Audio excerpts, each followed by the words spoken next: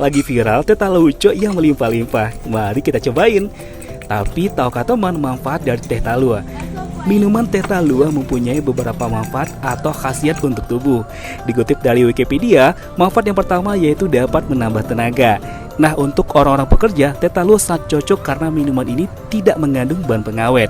Kedua, manfaat dari minuman ini adalah untuk menjaga kesehatan mata. Di dalam teh talua terdapat zat karotenoid yang berguna untuk menjaga kesehatan mata. Bahkan dapat pula menurunkan resiko terhadap penyakit katarak.